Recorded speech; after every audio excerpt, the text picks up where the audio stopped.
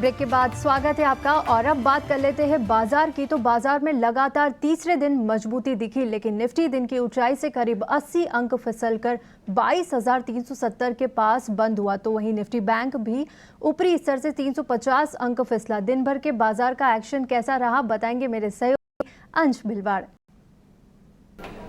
तो मार्केट में काफ़ी वॉलेटिलिटी नज़र आई। सेशन के एंड होते होते निफ्टी में काफ़ी सेलिंग नज़र आई, लेकिन फिर भी हरे निशान में बंद होता हुआ नज़र आया। ये तीसरा सेशन है जब निफ्टी में हमें लगातार खरीदारी नज़र आई है। 20 डीएमए का एक की लेवल है जिसके वजह से निफ्टी में अच्छी सपोर्ट नज़र आ रही है। इंडिया विक्स की बात करें तो इंडिया विक्स आज कुछ 20% गिरा हुआ था। जब भी इंडिया विक्स गिरता है इसका मतलब ये होता है कि मार्केट में थोड़ी सी स्टेबिलिटी आ रही है, वॉलेटिलिटी कम हो रही है, जो कि बुल्स के लिए काफ़ी अच्छी बात है। दूसरे बॉर्डर इंडिसेस की बात करें तो यहाँ पे निफ्टी मिड कैप में दूसरा सेशन था जब इसमें लगातार खरीदारी नजर आई। इसके टॉप गेनर्स में हमें वोडाफोन आइडिया और बीएसई नजर आता है। बीएसई का भी चार्ट देखें तो बीएसई कुछ 12 सेशन से एक कंसोलिडेशन में फंसा हुआ था, जहां से आज एक बहुत अच्छा ब्रेकआउट देता हुआ नजर आ रहा है। साथ ही साथ 3000 का जो लेवल है उसे पहली बार पार करता हुआ नजर आया। निफ्टी स्मॉल कैप की बात की जाए तो निफ्टी स्मॉल कैप ने आज रिकॉर्ड हाई का सर्च हुआ और ये पिछले 2 महीने में एक बार भी नहीं गया था। इसके टॉप गेनर्स देखें तो यहाँ पे तेजस नेटवर्क्स और कोचिन शिपयार्ड जैसे स्टॉक्स नजर आते हैं। सेक्टर इंडिसेस की बात करें तो हमें निफ्टी रियल्टी आज का टॉप सेक्टोरल गेनर के तौर पर दिखता है, जो कि 2.5% की तेजी के साथ बंद होता हुआ कुछ नजर आया है। इसके टॉप गेनर्स हमें शोभा और प्रेस्टीज नजर आते हैं। दूसरी इंडिसेस की बात करें तो निफ्टी एफएमसीजी और निफ्टी ऑटो भी हरे निशान में बंद हुए और ये तीसरा सेशन था जब इसमें लगातार खरीदारी नजर आई। निफ्टी आईटी की बात करें तो दूसरा सेशन में खरीदारी नजर आई है, जिसके टॉप गेनर्स हमें कोफोर्ज और एचसीएल टेक्नोलॉजी नजर आते हैं। सेक्टर लूजर्स की बात करें तो निफ्टी फार्मा इंडेक्स नजर आता है, जो कि करीबन 1% की गिरावट के साथ बंद होता हुआ नजर आया और इसके टॉप लूजर्स में हमें सन फार्मा और अबाउट इंडिया नजर आता है। निफ्टी मेटल भी लाल निशान में बंद हुआ है और इसका भी चार्ट देखें तो 2 सेशन की खरीदारी के बाद जाकर इसमें बिकवाली दिखी है। इसके टॉप लूजर्स में हमें हिंदुस्तान कॉपर और एनएमडीसी नजर आते हैं। तो ओवरऑल सेशन देखा जाए तो थोड़े मिले जुले से संकेत दिख रहे हैं। और अब वक्त हो गया है हमारे खास सेगमेंट पंच का। तो अब मेरे सहयोगी शरद बताएंगे आज कौन से वो 5 शेयर थे जहां एक्शन देखने को मिला। जी बिल्कुल, डेयरी स्टॉक्स में जो है अच्छी तेज़ी देखने मिली थी और यहाँ पे हात्सुन एग्रो के नतीजे तो थे लार्जली इनलाइन थे, लेकिन जो मैनेजमेंट की कमेंट्री थी वहाँ पे उन्होंने कहा कि 2 साल बाद जो है एक मिल्क प्रोक्योरमेंट प्राइसेस में स्टेबिलिटी देखने मिली है और ओवरऑल जो डिमांड है उसमें भी बुलिश नज़र आ रहा है।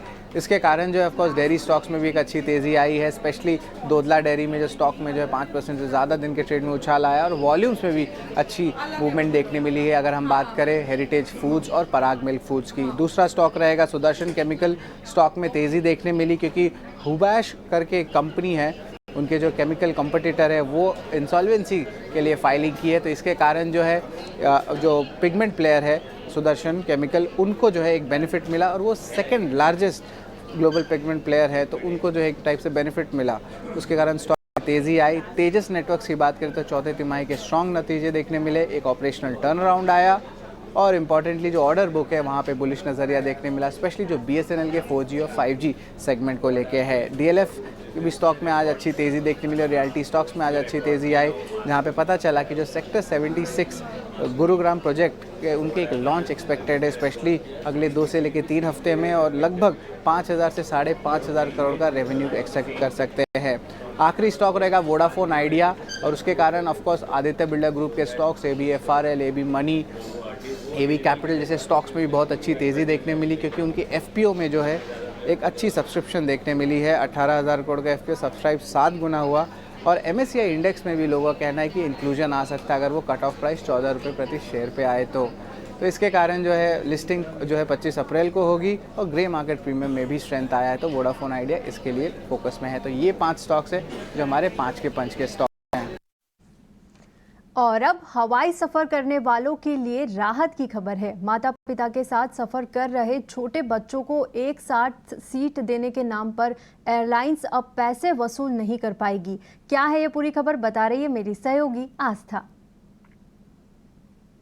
हवाई यात्रियों के लिए एक बहुत अच्छी खबर आ रही है। अगर हवाई यात्रियों की सीट कंफर्म भी हो जाती है, उसके बाद भी उनको एक्स्ट्रा एक्सपेंस देने पड़ते हैं अपनी सीट के लिए। लेकिन नए आदेश जो गवर्नमेंट की तरफ से आए हैं, उसमें से अगर आप अपने बच्चों के साथ ट्रैवल कर रहे हैं और स्पेशली जो बच्चे 12 साल की उम्र से कम हैं, उनको ऑटोमेटिकली अपने किसी एक पेरेंट के साथ सीट मिल जाती है, जिसके लिए आपको एक्स्ट्रा एक्सपेंसेस या पैसे खर्च नहीं करने पड़ते। ये नया आदेश इसलिए आया है क्योंकि बच्चे जिनकी उम्र 12 साल से कम है, उसको एयरलाइंस को बिल्कुल अपने माँ बाप के साथ ही सीट मिलेगी और इसमें कोई एक्स्ट्रा एक्सपेंस करने की ज़रूरत नहीं है। हालांकि क्या होता था कि जब भी टिकट कंफर्म होने के बावजूद भी आपको अगर अपनी प्रेफरेंशियल सीट नहीं मिलती थी, तो एयरलाइंस के द्वारा आपको ऑटोमेटिकली मिडिल सीट अलॉट हो जाती थी। तो इस मामले में अगर आप अपने बच्चों के साथ ट्रैवल कर रहे थे, आपको 3 रो में अलग अलग मिडिल सीट मिलती थी। लेकिन इस बार गवर्नमेंट के आदेश पास होने के बाद एक नया रूल आया है कि अगर आपके बच्चे 12 साल की उम्र से कम है, तो ऑटोमेटिकली किसी 2 पेरेंट्स के साथ आपकी बच्चे की सीट ऑटोमेटिकली साथ में ही एडजस्ट हो जाएगी, जिसके लिए आपको एक्स्ट्रा एक्सपेंस देने की भी कोई ज़रूरत नहीं है। ये एक आदेश आया है गवर्नमेंट की साइड से। कंस्ट्रक्शन स्टेटस और तिमाही रिपोर्ट नहीं देने पर महाराष्ट्र के कई शहरों में 212 प्रोजेक्ट्स के रेरा रजिस्ट्रेशन रद्द कर दिए गए हैं। पूरी डिटेल्स दे रहे हैं हमारे सहयोगी अनुराग Shah.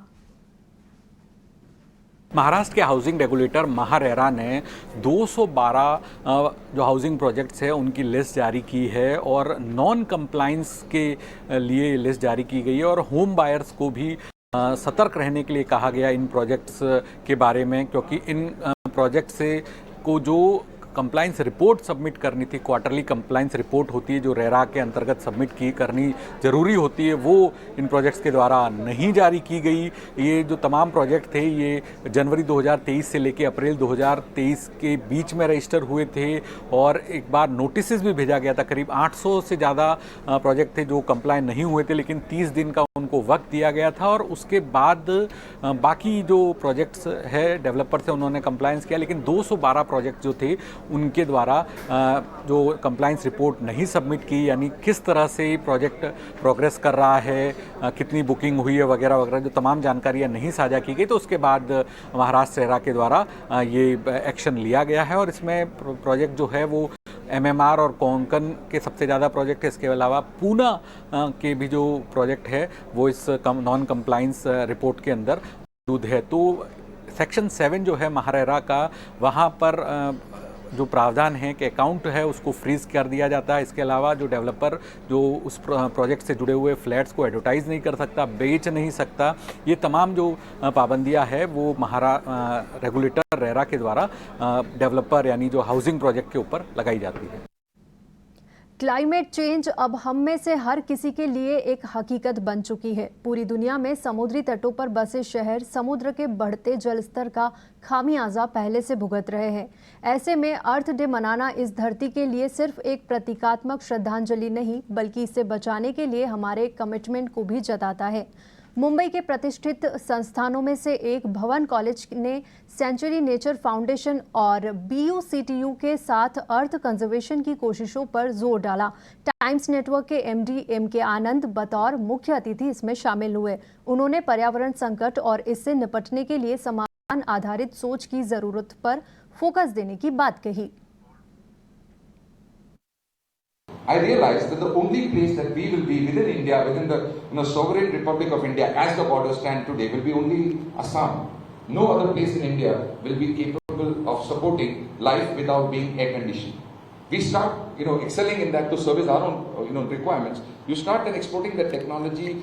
You have to actually practically refit everything. You have to refit roads. You'll have to refit buildings. You'll have to refit logistics. You'll have to refit, power lines. You'll have to refit appliances. Everything. 70% of our problems will be sorted if we have, really sort of plant more trees. So tree planting is something that you have to do.